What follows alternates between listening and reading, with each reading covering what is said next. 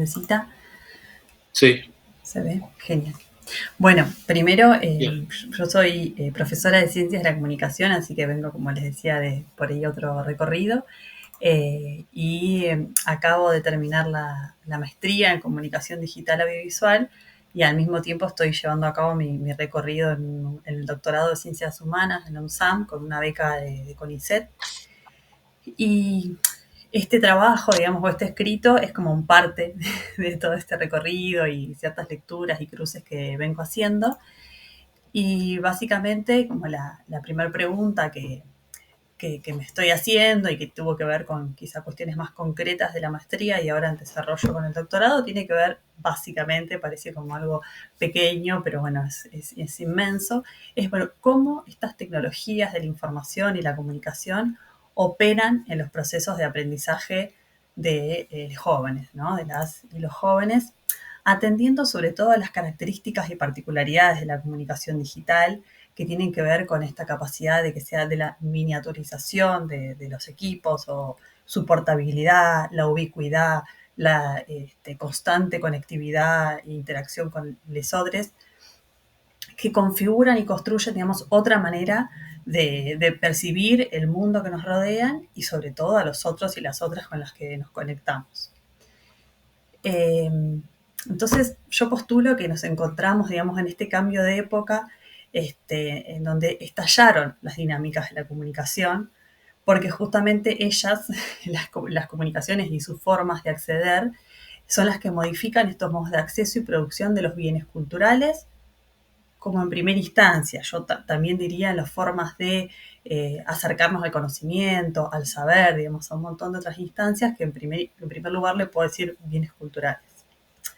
Entonces me posiciono en esta idea de un cambio de época anclado en un fin de un proyecto civilizador que comenzó el neoliberalismo. Como mi recorrido tiene que ver mucho con los medios de comunicación o las tecnologías, pienso en esto, ¿no? En un momento histórico en donde se fueron masivos los medios de comunicación y hubo un auge de las tecnologías de comunicación, pero ahora estamos en un nuevo régimen en donde, digamos, los modos de producción están basados en las tecnologías informáticas y digitales.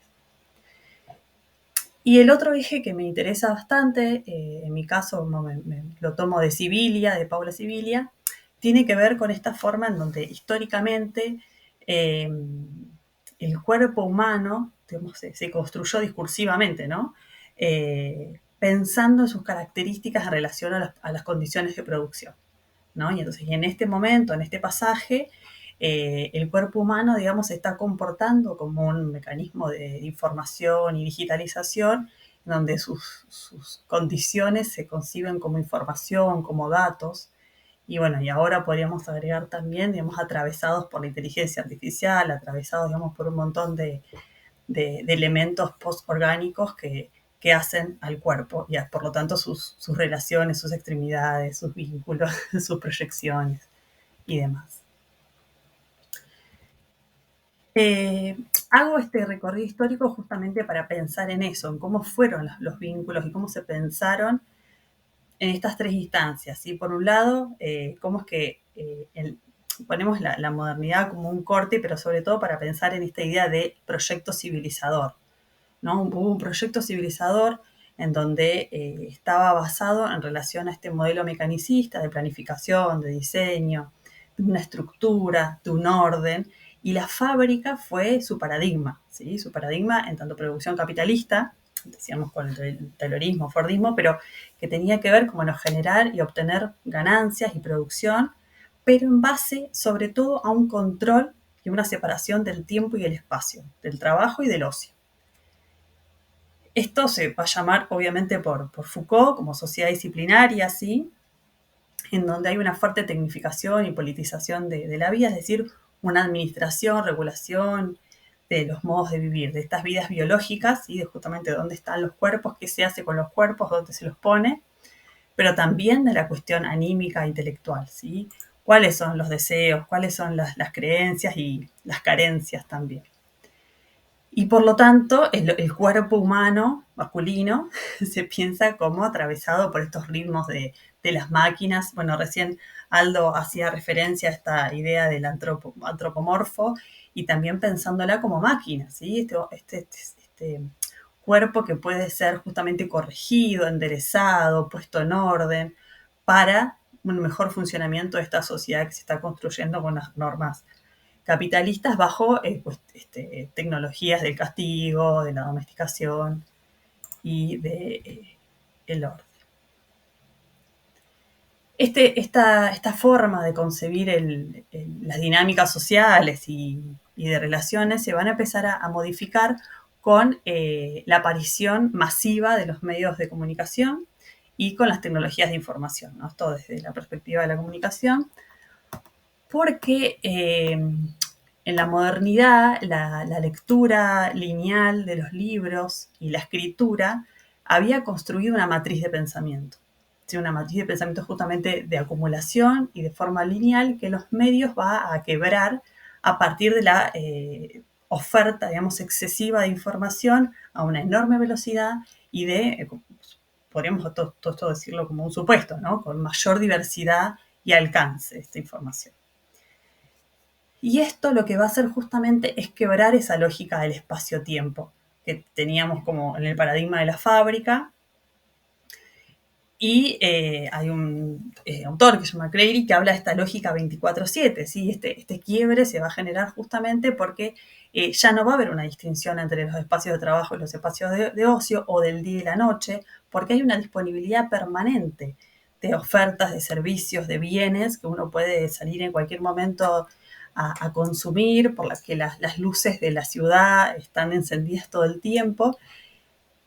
Y la lógica de la vida humana se define en relación a su funcionamiento. Tiene que funcionar en este mismo sistema. Entonces, decíamos, la fábrica como estructurante de las prácticas cotidianas se desaparece o se empieza a borrar de alguna manera y esta otra lógica del 24/7 es la que empieza a ganar terreno. También obviamente hay un pasaje económico, ¿sí? Del capitalismo industrial que tiene que ver con la producción de bienes y servicios, a un capitalismo informacional o cognitivo en donde se concentra la elaboración y la movilización de estos bienes y servicios que son justamente más pensados y generados desde la cognición. Vamos a posicionarnos desde Deleuze en esta etapa como sociedad de control y me interesaba también algo que dice Benazayac, que en donde plantea que esta sociedad neoliberal es una sociedad sin conflictos, se quiere pretender sin conflictos, ¿sí? Que los ideales de la modernidad lo que hicieron fue borrar las nociones de conflictividad social y luego con nuevas estructuras capitalistas, sociales, en donde todo esto se empieza a resquebrajar, no se tienen herramientas para responder al conflicto. El conflicto siempre está, claramente, lo negativo de la sociedad está, pero no hay herramientas para poder dar respuestas, pensar en ello. Entonces me parecía interesante esta idea que empieza a tomar mucha fuerza en este periodo del siglo XXI, sobre todo, que tiene que ver con el coach. El discurso del coach, el coaching ontológico, esta idea del individuo coachado, que viene de la teoría del capital humano, ¿sí? En donde la teoría del capital humano presupone que cada individuo tiene cualidades físicas y psicológicas, digo bien, que a través de técnicas y prácticas puede maximizar, puede mejorar, puede llegar a su mejor potencial. ¿Sí? Este potencial bajo este supuesto de rendir más y mejor para la industria, para el capital. Entonces, estas tecnologías de optimización lo que hacen es justamente generar los dispositivos, los discursos y las técnicas para motivar al sujeto a que sea mejor y de alguna manera saturan a la sociedad, saturan a los individuos en esta idea de un rendimiento permanente, ¿sí? Del deber ser.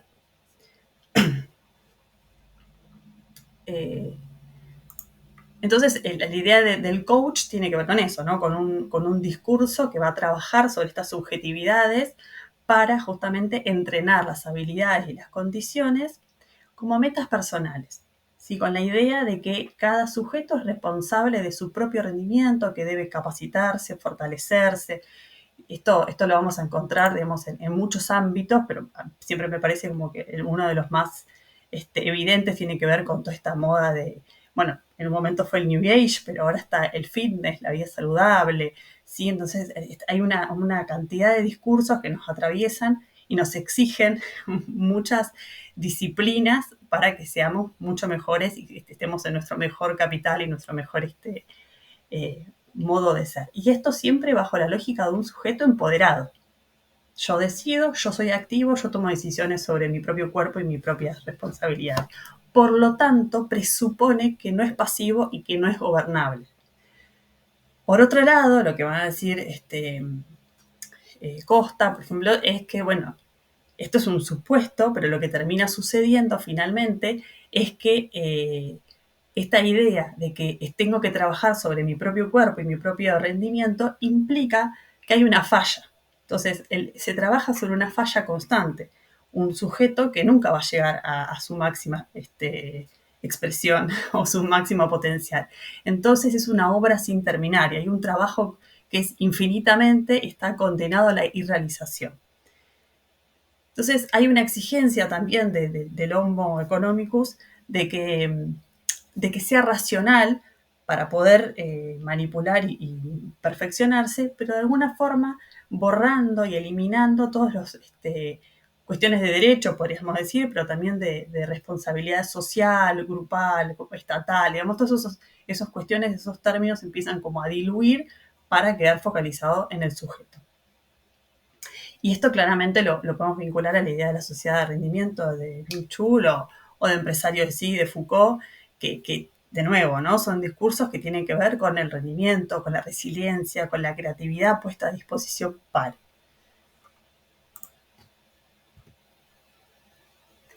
Y en este último periodo, digamos, en este último cambio de época que tiene que ver con un límite, con un quiebre, son los entornos mediáticos los que van a impulsar, digamos, este cambio que es veloz. Cuando hablábamos de cómo el cuerpo se empieza a adaptar, decíamos esto, ¿no? Hay una búsqueda por adaptarse a la cantidad de información que recibimos constantemente, podríamos decir hasta sobreinformación que aparece, que nos aparece entre los ojos de forma fragmentada, de forma veloz, de forma descontextualizada, claramente. Y, eh, y en esta búsqueda, digamos, por querer entender, absorber, comprender, devolver algo a esta digitalización de la vida, eh, va a empezar dice Berardi, digamos, hace mella en las construcciones de la sensibilidad y la sensitividad, ¿sí? Sobre cómo construimos nuestras subjetividades y por los horizontes que nos ponemos en términos culturales, políticos, económicos y demás.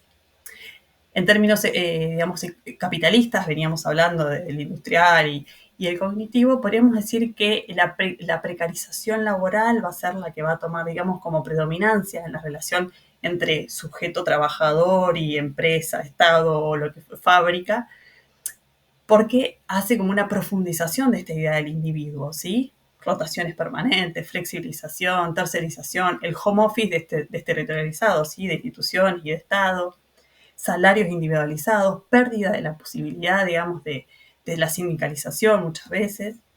Entonces, esta digamos, noción del trabajo, Berardi dice, también se traslada a una forma de vida, es una vida precarizada, no solamente un trabajo, que tiene que ver con esto, con tener que dar cuenta de rendir más y mejor, y para ello hay que aumentar, ¿sí? Hay una idea de aumentar la cantidad y la velocidad de información que podemos absorber, que podemos comprender, que podemos canalizar. Y esto, dice Berardi, va a generar una cacofonía. ¿Sí? Hay un desfasaje entre justamente lo que hay en el mundo y lo que nosotros podemos absorber, comprender y trabajar sobre eso. Y esta hipersaturación se transforma claramente en un colapso nervioso, en un colapso atencional, en la falta, digamos, de la capacidad de prestar atención y hacer un seguimiento lineal de lo que leemos. Y bueno, Berardi habla también de patologías, ¿no? Patologías graves que pueden llevar a la depresión o al suicidio. Este conjunto, digamos, de reflexiones que vengo haciendo, mi trabajo de campo, los relacioné, digamos, los trabajé con lo que sucedió en las escuelas secundarias durante el periodo de pandemia, de aislamiento.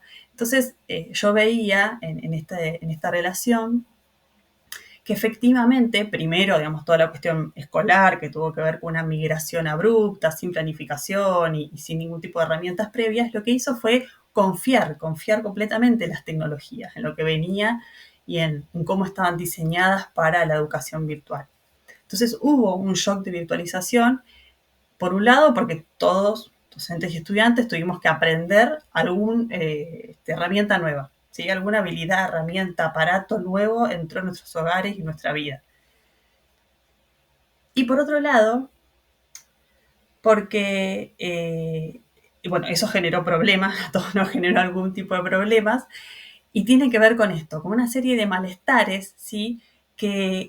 Que no pudimos como resolver en ese momento, que se generaron ahí y no se pudieron resolver justamente porque hubo una exigencia de sobreexplotación, de multitasking, de hiperinformación, de responder constantemente, ya sea a las demandas de la virtualización, porque teníamos las pantallas prendidas, porque nos llegaban mensajes al teléfono todo el tiempo, o mails de los que fuimos docentes de múltiples grupos y estudiantes que te preguntaban cosas de forma, digamos, sin ninguna organización con eso. Y por otro lado, porque los docentes, sobre todo en mi trabajo de campo que hicimos durante el periodo de aislamiento, todo el tiempo resaltaban la idea de que, bueno, que hubo un autoaprendizaje. No hubo una organización ni estatal ni institucional en donde los ayudaran a gestionar sus aulas virtuales o sus capacitaciones o qué tipo de herramientas digitales llevar a cabo.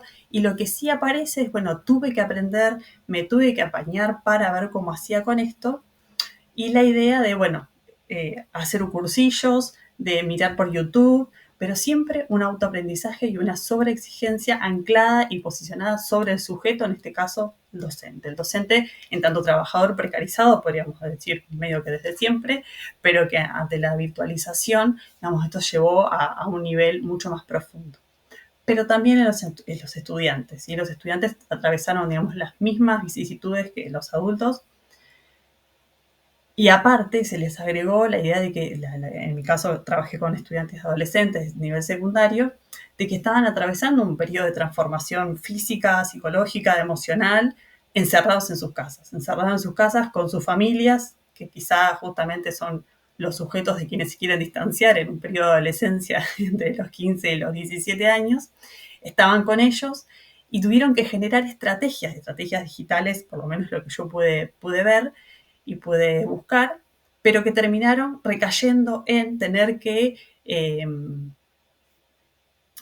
manipular mejor y más durante más cantidad de tiempo sus plataformas, sus pantallas, sus computadoras y sus teléfonos celulares sobre todo, para poder rendir para la escuela, para poder responder a cada una de las exigencias distintas de los docentes y bueno, la idea de escuela, digamos, como concepto. Así que, bueno, tenían por ahí más cosas escritas, pero más o menos esa era la idea que quería presentarles. Y, bueno, esto nada, como y forma de cierre, sí, pensar en esta de la modernidad como momento histórico que trajo una moral, una ilusión de deber ser del mundo, el momento de la sociedad industrial en donde se secularizan los mundos, en donde las capacidades individuales, digamos, tienen como mayor peso para la producción, y luego en las tecnologías digitales, en donde entran digamos, yo diría como en choque la idea de habilidades corporales, los usos del tiempo y el espacio. Y sobre todo me parece interesante pensar que esta cacofonía, estos malestares, esta sobreinformación, muchas veces recae en la idea de que todavía esa moral de la modernidad está presente en las construcciones, muchas veces cuando se piensa en la escuela, pero muchas veces sigue presente. Si bien podemos ver desde diferentes disciplinas que nos hemos distanciado mucho de los principios de la modernidad, no de todos, siguen presentes en esta construcción, digamos, de cómo debería ser la escuela o cómo deberíamos funcionar ante determinadas demandas y estructuras. Y me parece que eso genera como una doble, otro malestar más sobre la informática y las tecnologías digitales y sobre las respuestas que damos a la vida.